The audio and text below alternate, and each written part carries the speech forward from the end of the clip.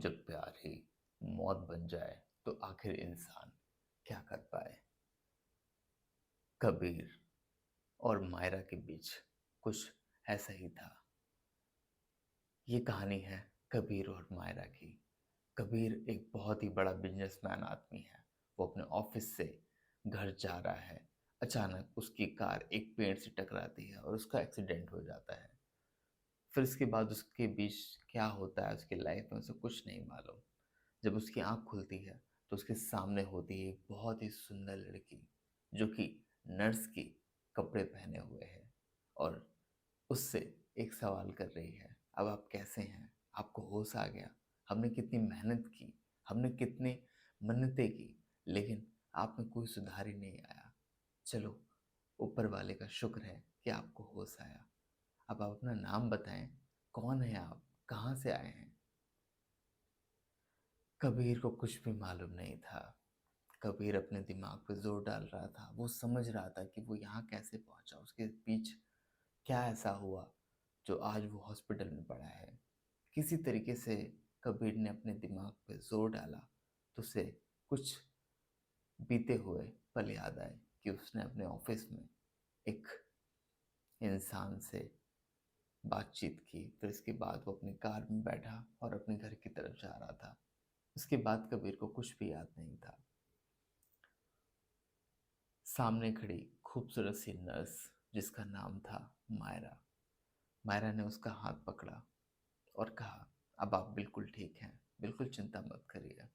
But आप मुझे बताइए कि आपका नाम क्या है, कहाँ रहते हैं आप? कबीर के मुंह से कोई शब्द नहीं निकले। कबीर सिर्फ चुपचाप उस नर्स को देख रहा था। शायद मानो ऐसा लग रहा था कबीर को कि उसे इस दुनिया की सबसे सुंदर लड़की मिल गई है। ये सबसे सुंदर लड़की उसने पहली बार देखी है। कबीर कुछ कहता इससे पहले मायरा ने उससे कहा, आपको आराम की सख्त जरूरत है और आपके सिर पे बहुत गहरी चोट लगी है। आपको कम से कम 1 महीने रेस्ट करना होगा और आप जल्दी मुझे अपना नाम और पता बता दीजिए ताकि मैं आपके घर वालों को इन्फॉर्म कर दूं कि आप बिल्कुल ठीक है। कबीर उसकी सारी बातें सुन रहा था और चुपचाप उसे एकटक देख रहा था। मायरा उसे किसी तरीके से ये समझाने की कोशिश कर रही थी कि वो अपना नाम बताए, लेकिन कबीर चुपचाप लेटा हुआ था। काफी देर के बाद कबीर ने मायरा से कहा, मेरा नाम कबीर आहूजा है। मैं नासिक का रहने वाला हूँ। इतना कहने के बाद मायरा ने कहा, चलो अच्छा है, आपको अपना नाम याद है, मुझे लगा आपकी याददाश्त चली गई है। कबीर ने कहा, नहीं, ऐसा कुछ भी नहीं है, मुझे सब कुछ याद है, बस मुझे ये याद नहीं कि मैं यहाँ आया कैसे। मायरा ने कहा, कोई बात नहीं, आपको यहाँ पर एक लेडीज लेके आई थी जिनकी उम्र कम से कम 45 साल होगी। उन्होंने आपको यहाँ पे छोड़ दिया और वो यहाँ से चली गई। काफ़ी देर हम लोगों ने उनका इंतज़ार किया, लेकिन वो ना आई, ना उनका कोई फ़ोन आया, ना कोई नंबर, और हमें किसी भी तरीके से कोई भी ऐसा शख्स नहीं है जिससे हम आपके बारे में कुछ पूछ सकें। फिलहाल अब आप होश में हैं। आप हमें बताइए कि आपका नाम क्या है और आप कहाँ के रहने वाले हैं? कबीर ने कहा, मैंने अभी आपको बताया, मेरा नाम कबीर है, आहूजा है, मैं नासिक का रहने वाला हूँ। तो मायरा ने कहा, चलो अच्छा है, आप मुझे बताएं, अपने घर का नंबर दें, बता दें, ताकि मैं आपके घर वालों को इन्फॉर्म कर सकूँ। कबीर ने कहा, उसकी कोई ज़रूरत नहीं है। मायरा ने, क्यों? आपके घर वाले परेशान हो रहे होंगे, आपको 24 घंटे हो चुके हैं हॉस्पिटल में, 24 घंटे के बाद तो आपको होश आया है। कबीर ने कहा, अगर इसको 24 की जगह अगर ये 72 घंटे भी होते ना, तब भी कोई फर्क नहीं पड़ता। मारे ने कहा, ऐसा क्यों? ऐसा क्यों कह रहे हैं आप? आपके घर वाले परेशान हो रहे होंगे। कबीरा ने कहा, कबीर, जो उसको ऑफिस में और उसके घर के लोग कबीरा कहते हैं, कबीर ने कहा कि मेरे घर में कोई ऐसा सदस्य नहीं है जिसको मैं बता सकूं अपने बारे में, और मुझे तो ऐसा लग रहा है कि मुझे एक नई ज़िंदगी मिली है। कुछ दिन यहाँ आराम करूँगा, सोचूंगा कि लाइफ में क्या करना है, कहाँ जाना है, किससे मिलना है। मैं तंग आ गया हूँ अपनी ज़िंदगी से। मायरा ने कहा, ऐसा क्यों बोल रहे हैं? देखने से आप काफ़ी अच्छी फैमिली के लगते हैं। कबीर ने कहा, हाँ बिल्कुल, मैं नासिक का एक बहुत बड़ा बिजनेसमैन हूँ। अगर आप मेरा नाम गूगल सर्च करेंगे तो सबसे पहले मेरा ही नाम आएगा, आपको पता चलेगा। लेकिन उसके बावजूद भी कोई भी सदस्य उनकी ज़िंदगी में आना नहीं चाहता। काफ़ी तकलीफ़ों से गुजर चुका कबीर अपने दिल की दास्तां बताने लगा, और धीरे ही धीरे उसने अपने दिल के वो सारे दर्द मायरा को बता दिए। मायरा नर्स थी, उसका काम था अपने मरीज का ख्याल रखना, उसको खुश रखना, किसी तरीके से उसको ठीक करना। मायरा ने उसके हाँ में हाँ मिलाई, उसको तसल्ली दी और कहा कि अब आप चिंता मत करिए, हो सकता है कि शायद कोई प्रॉब्लम हुई हो, आप ठीक हो जाएंगे, और मैं आपको दवाई दे देती हूँ, और इसके बाद में 1 घंटे के बाद आऊँगी।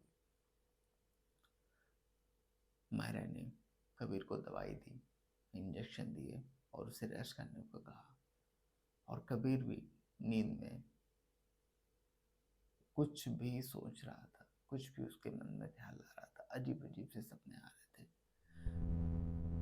वक्त बीता, मायरा फिर उसके पास आई, और उसने फिर से चेकअप किया। कबीर की हालत ठीक हो रही थी। मायरा को खुशी थी कि चलो, ये इंसान वापस से ठीक हो रहा है। और देखते देखते पूरा 1 महीना बीत गया, और अगले दिन कबीर को हॉस्पिटल छोड़ के जाना था। और मायरा अब उससे इतना लगाव रख चुकी थी कि वो नहीं चाहती थी कि बेड नंबर 1 का ये मरीज यहाँ से जाए। लेकिन मायरा ऐसा कैसे कह सकती थी या बोल सकती थी, क्योंकि वो उसका काम है। लोग, नए नए लोग उसकी ज़िंदगी में आए थे चले गए, हॉस्पिटल में आए थे चले गए, उसे कभी फ़र्क नहीं पड़ा। लेकिन एक शख्स जो उसके दिल में बैठ गया है, उसको बुरा लग रहा है कि कबीर चला जाएगा, ये बेड खाली हो जाएगा, फिर कोई नया पेशेंट आएगा। मायरा नहीं चाहती थी, या यूँ कहें कि शायद मायरा को कबीर से प्यार हो गया था। और मायरा को सिर्फ इतना पता था कि उसका नाम कबीर है, वो बिजनेसमैन है, नासिक का है, और कुछ नहीं, बस। धीरे धीरे वक्त जैसे बीत रहा था, मायरा के दिल की धड़कन बढ़ रही थी। वो बहुत ज़्यादा परेशान थी, बहुत ज़्यादा गुस्सा भी उसे आ रहा था। और कबीर उदास था कि उसे वापस उसी ज़िंदगी में जाना है, वही बिजनेस, वही मीटिंग, वही क्लाइंट, और वो उस ज़िंदगी में जाना नहीं चाहता था। काफ़ी दुखी था। पैसा बहुत था पर सुकून नहीं था। कुछ भी चाहे कर सकता था, लेकिन हालत इतनी खराब थी, इतना ज़्यादा डिमोटिवेट था कि उसे कुछ समझ में नहीं आता था। जब मायरा ने उसको उदास देखा, उसका सिर लटका हुआ था, तो मायरा उसके पास गई, उसे पूछा, तुम्हें तो बहुत खुशी हो रही होगी कि अब आप जा रहे हैं यहाँ से वापस से अपनी ज़िंदगी में। कबीर ने कहा, नहीं, मुझे बिल्कुल खुशी नहीं हो रही है, और पता नहीं क्यों मुझे अच्छा नहीं लग रहा है। ऐसा लग रहा है कि शायद मैंने अपनी ज़िंदगी के जो सबसे अच्छे पल बिताए थे, सुकून के पल बिताए थे, वो मुझसे छिनने वाले हैं। मायरा कहती है, ऐसा क्यों कह रहे हो? कबीर ने कहा, अगर आपको मेरी ज़िंदगी के बारे में कुछ पता चलेगा तो शायद आपको भी ऐसा लगेगा कि मेरी ज़िंदगी वीरान है। मायरा ने पूछा, ऐसा क्यों? तब कबीर कहता है, करीब 2 साल पहले मेरी एक लड़की से शादी हुई थी। हम लोग बहुत खुश थे। अचानक उसकी वाइफ की तबीयत खराब हुई, और उसे पता चला कि उसकी वाइफ को कैंसर है। करीब 6 महीने के बाद मेरी बीवी की डेथ हो गई। मेरे पेरेंट्स, जो कि अब मेरे साथ नहीं रहते हैं, मेरे रिश्तेदार हैं, मुझे उनसे कोई मतलब नहीं है। मेरा सिर्फ़ एक ही काम बचा था, मैं ऑफ़िस जाता हूँ, क्लाइंट से मिलता हूँ, बात करता हूँ, पैसे, क्लाइंट, बिज़नेस इसी सब में मैं उलझा रहता हूँ। और मैं ये सब चीज़ें बचपन से देखता आ रहा था। फिर जैसे ही मैं जवान हुआ, मैं उस चीज़ में घुस गया और मैं तंग आ गया। मैंने कभी अपनी ज़िंदगी जी ही नहीं। मुझे बस पैसा, ऑफ़िस ही नज़र आता था या मुझे इस माहौल में डाल दिया गया था। लेकिन पता नहीं क्यों जिस दिन मुझे एक्सीडेंट हुआ, मुझे कुछ नहीं मालूम मैं यहाँ कैसे आया, कौन मुझे यहाँ पर लेके आया। लेकिन मैंने अपनी ज़िंदगी के जो सबसे हसीन पल हैं, वो यहाँ बिताए हैं। सबसे ज़्यादा सुकून मुझे यहाँ मिला है और तुमने जो मुझे दिया है, वो शायद मैं कभी भूल नहीं पाऊँगा। मायरा कहने लगी कि ये मेरा काम है, मैं इसको बाखूबी निभाऊँगी और निभाती आई हूँ। आप हों चाहे फिर कोई हो। कबीर कहता है, सच में आपने बिल्कुल एक मरीज की तरह मुझे ख्याल रखा है या फिर किसी अपना समझकर। मायरा कुछ नहीं बोली, चुप हो गई। थोड़ी देर में एक फ़ोन आया और पता चला कि ठीक शाम 4 बजे कबीर को डिस्चार्ज कर दिया जाएगा और उसकी जगह कोई एक नया मरीज आने वाला है। मायरा गुस्से में आग बबूला हो रही थी। फिर थोड़ी देर बाद वो रोने लगी, लेकिन वो नहीं चाहती थी कि कबीर वहां से जाए। अब उसके दिमाग में एक ख्याल आया कि अगर कबीर की तबीयत खराब हो जाए तो शायद ये कुछ पल यहाँ और रुके, या हो सकता है वापस से उसको कुछ दिनों तक यहाँ रुकने को मिले। और मायरा ने वही किया। वो गई अंदर और वहां से वो एक इंजेक्शन लेके आई और वो इंजेक्शन नीम का था। उसमें कुछ ऐसे चीज़ें थी जिससे उसकी तबीयत थोड़ी सी खराब हो, नॉर्मल सी कबीर की, जिससे वो हॉस्पिटल छोड़ के ना जाए। और जब इंजेक्शन दिया मायरा ने कबीर को, तो कबीर की आंखें धीरे धीरे बंद होने लगी। उसे सिर्फ सुनाई और दिखाई दे रहा था, वो कुछ बोल नहीं पा रहा था। तब मायरा ने अपने दिल की बात कही कि मैं नहीं चाहती कि तुम यहाँ से जाओ, और तुम कौन हो मुझे नहीं मालूम था, लेकिन इस 1 महीने में मैं तुम्हारे सबसे करीब आ गई।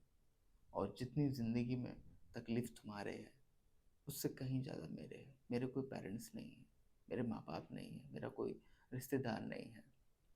अनाथ आश्रम में पली बड़ी हूँ, मेहनत लगन से नर्स बन पाई हूँ। मुझे कभी किसी के साथ कोई लगाव था ही नहीं, क्योंकि मैंने कभी रिश्ते देखे ही नहीं। लेकिन पता नहीं क्यों तुम्हारे साथ रह के, तुम्हारा इलाज करते करते कब मैं तुमसे अटैच हो गई, कब मुझे तुमसे प्यार हो गया, मुझे पता ही नहीं चला। और मैं नहीं चाहती कि तुम यहाँ से जाओ। इसलिए अब मैं तुम्हें एक ऐसी दवाई तुम्हारे शरीर में इंजेक्शन के द्वारा लगाऊंगी, जिससे तुम्हारे अंदर कुछ प्रॉब्लम होगी, तकलीफ होगी, और शायद कुछ दिन तुम और मेरे पास यहाँ रह सको, मैं तुम्हारा इलाज कर सकूँ। इसके बाद क्या होगा मुझे नहीं मालूम। मायरा ने इंजेक्शन दिया। थोड़ी देर में कबीर की तबीयत बिगड़ने लगी, सारे डॉक्टर आ गए, चेकअप हुआ, और फिर वही हुआ जो मायरा चाहती थी। कबीर को डिस्चार्ज नहीं किया गया। लेकिन कबीर ने वो सारी बातें सुनी थी मायरा की। 2 दिन के बाद जब कबीर की तबीयत ठीक हुई, तो उसने मायरा को अपने पास बुलाया, मायरा का हाथ पकड़ा। तो उसने कहा, अगर मुझसे इतना ही प्यार है तो मुझे बोल देती। मेरे पास पैसे की कोई कमी नहीं है, मेरे ज़िंदगी में एक अच्छा इंसान आएगा, मुझे बहुत खुशी होगी। लेकिन तुमने मेरे साथ ऐसा क्यों किया? मायरा ने कहा, शायद मैंने बहुत कम किया है, इससे ज़्यादा भी मैं तुम्हें तकलीफ दे सकती थी। मेरा तो मन कर रहा था कि एक चाकू की नाइफ तुम्हारे गर्दन पर रखूं और एक चीरा लगा दूं और तुम्हें इस हॉस्पिटल में हमेशा के लिए एक मरीज बना के छोड़ दो। कबीर ने कहा, अगर मैं तुमसे कहूँ कि मैं तुम्हें अपने साथ अपने घर में लेके चलता हूँ, वहाँ तुम मेरे साथ रहो, तुम बेशक मेरा इलाज मत करना, क्योंकि मुझे इलाज की ज़रूरत नहीं, मुझे प्यार की ज़रूरत है। अगर तुम मेरे साथ रहना चाहो, मेरे साथ ज़िंदगी बिताना चाहो, तुम बोल सकते हो। मायरा खुशी के मारे पागल हो गई। शायद वो यही चाहती थी। उसे जो अपनापन, अपना प्यार जो कबीर के अंदर दिखा था, वो शायद अब वो साफ साफ नजर आ रहा था। फाइनली कबीर 2 दिन के बाद डिस्चार्ज हुआ। फिर इसके बाद मायरा और दोनों आपस में मिले। कबीर ने अपना पूरा घर दिखाया, अपना बिजनेस दिखाया, और फिर कुछ दिनों बाद दोनों ने शादी कर ली। और इस तरीके से कबीर मायरा की हो गई और मायरा कबीर का। अगर आपको हमारी ये कहानी अच्छी लगी है, पसंद आई है, तो हमारे इस चैनल को लाइक करिए, वीडियो को शेयर करिए और कमेंट करिए। इस तरीके की खूबसूरत प्यारी रोमांटिक कहानी हम आपको एज अ लाइव सुनाने वाले हैं बहुत जल्द। फिलहाल अभी हमें आपसे विदा लेना होगा। तब तक के लिए अपना ख्याल रखिए, खुश रहिए।